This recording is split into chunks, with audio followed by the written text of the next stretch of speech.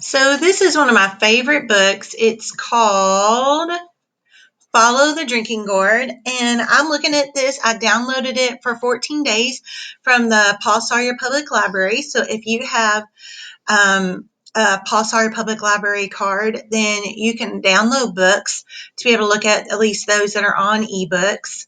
So that's what I did to be able to read this to you. The story and pictures are by Jeanette Winter. So let's look at this. I want to read to you the background behind the story. That way you know a little bit better when you're singing it, the importance of some of these code words. A note about the story. In the early days of slavery in the United States, many slaves tried to escape their cruel bondage by fleeing north, usually to Canada, to freedom. By the 1840s, a loosely organized group of free blacks, slaves, and white sympathizers formed a secret network of people and places that hid escaped slaves on their dangerous journey to freedom, a network that came to be known as the Underground Railroad. Traveling along darkened roads at night, hiding out by day, moving slowly upriver along hundreds of miles of connecting waterways, the fugitive slaves endured many hardships. Slave catchers hunted them down with dogs. Many were shot or hanged. And even after crossing into the free states, runaway slaves could still be captured and returned to their masters for a reward. The most famous conductor on the Underground Railroad was Harriet Tubman, a runaway slave herself who led hundreds of her people to freedom. Among other conductors, there was a one-legged sailor named Peg-Leg Joe. Joe hired himself out to plantation owners as a handyman. Then he made friends with the slaves and taught them what seemed a harmless folk song. Follow the drinking gourd. But hidden in the lyrics of the song were directions for following the Underground Railroad. The drinking gourd is the Big Dipper, which points to the North Star. When the sun comes back and the first quail calls, meant spring, when travel might be least hazardous. As the runaway slaves followed the stars north, they would come across marks Peg-Leg Joe had made in the mud or in charcoal on dead trees, a left foot and a peg foot, and they would know they were on the right trail. The river that ends between two hills was the Tombigbee River, the second was the Tennessee River, and the Great Big River was the Ohio River, where Peg-Leg Joe would be waiting to ferry them across to the free states on the other side. From there, the fugitives were guided from one hiding place to the next until, with luck, they made it to Canada or other safe places in the north.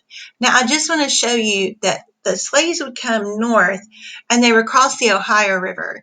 The Ohio River is special to us because it is the river that runs between Illinois, Indiana, and Ohio for us going to the north. So the slaves most likely would have to cross through Kentucky, possibly to be able to go on and get up north. So think about how cold it is right now. And think about if you were, hiding by day and traveling by night. And they would cross the river at its coldest point because the river could be frozen in spots and they could get across it that way. Just something to think about. They would also go in the water leading up to there to get their scents cleaned off so that the dogs couldn't hunt them anymore. Ugh. All right, you ready for the story? Here we go. So this is Peg-Leg Joe.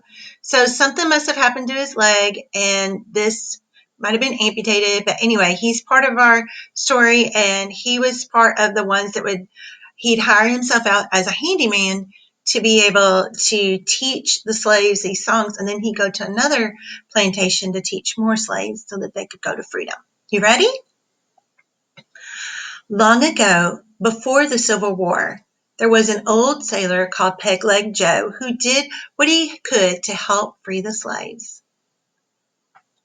Joe had a plan. He'd use hammer and nail and saw and work for the master, the man who owned slaves on the cotton plantation.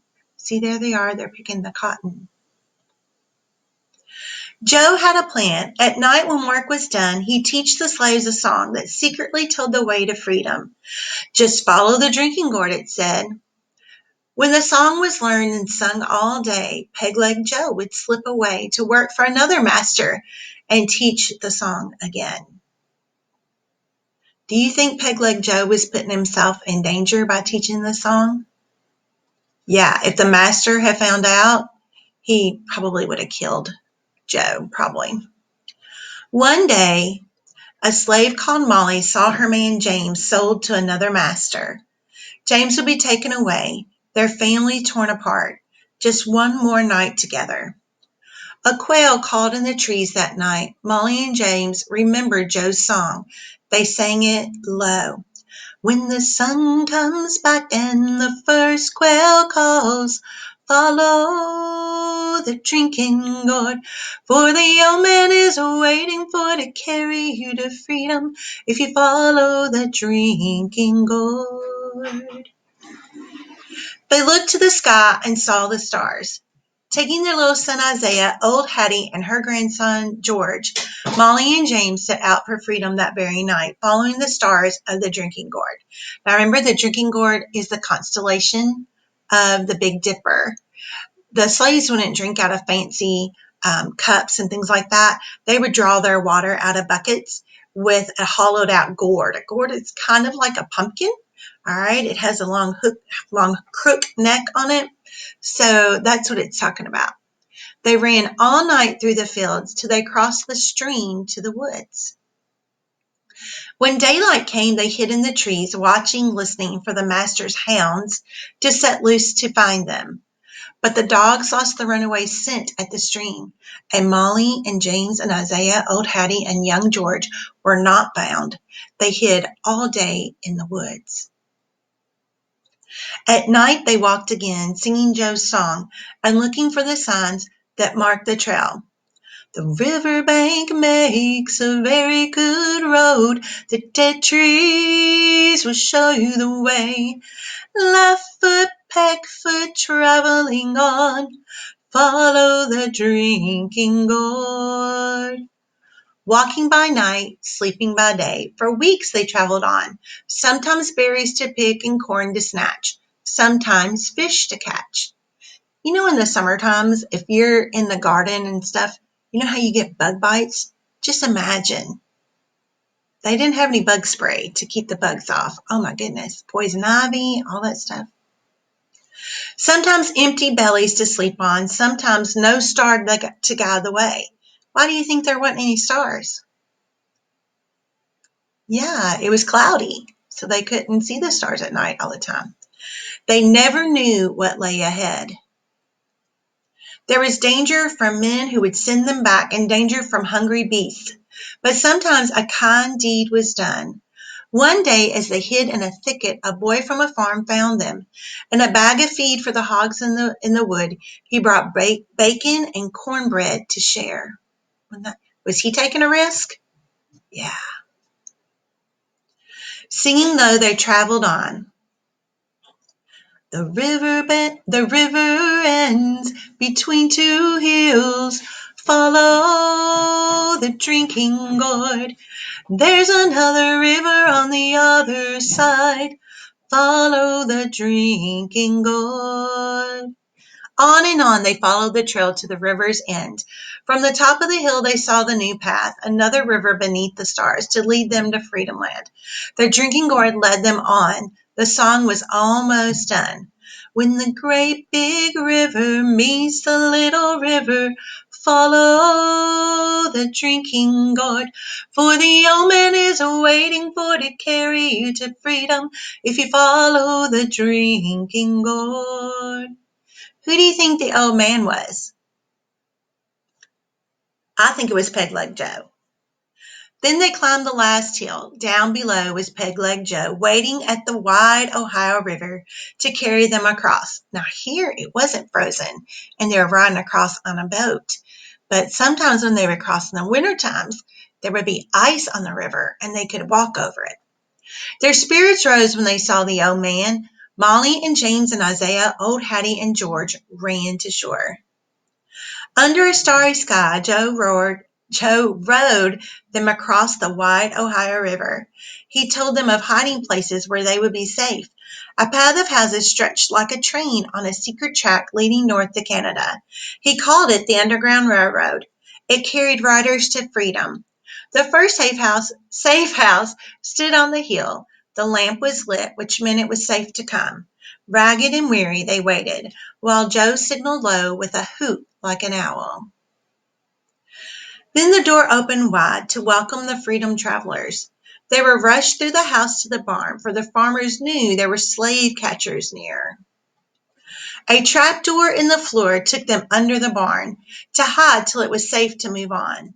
Then Peg-Leg Joe went back to the river to meet others who followed the drinking gourd. With danger still near, too close for ease, the farmer sent the 5 travelers on. He drew a map that showed the way north on the midnight road to the next safe house, just over 2 hills.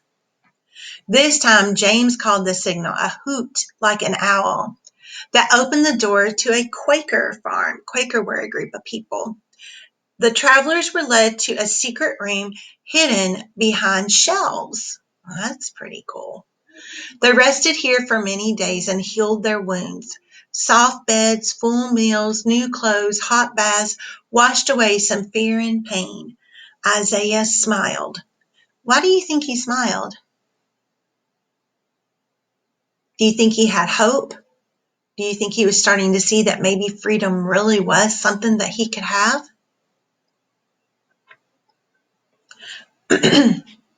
When they were strong, they traveled again from house to house on the Underground Trail, still following the drinking gourd north.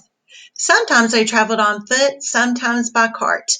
The wagon they rode near their journey's end carried fruit to market and the runaways to freedom. At last they came to the shores of Lake Erie. Now, Lake Erie is in Michigan. Molly and James and Isaiah, old Hattie and young George climbed aboard the steamship that would carry them across to Canada to freedom. 5 more souls are safe, old Hattie cried. The sun shone bright when they stepped on land. They had followed the drinking gourd. And this plant right here is how a gourd grows with its vines. Did you like that story? And then here's the song. Follow the drinking gourd. Follow the drinking gourd, for the old man is waiting for to carry you to freedom if you follow the drinking gourd. When the sun comes back and the first quail calls, follow the drinking gourd, for the old man is waiting for to carry you to freedom if you follow the drinking gourd. The riverbank makes a very good road. The dead trees will show you the way. Left foot, peg foot, traveling on. Follow the drinking gourd. Follow the drinking gourd. Follow the drinking gourd, for the old man is waiting for to carry you to freedom if you follow the drinking gourd. The river ends between 2 hills. Follow the drinking gourd. There's another river on the other side.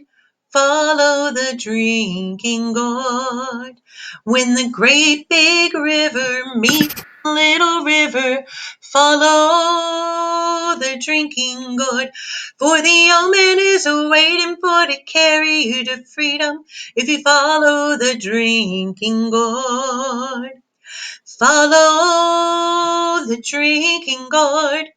Follow the drinking gourd, for the old man is waiting for to carry you to freedom if you follow the drinking gourd.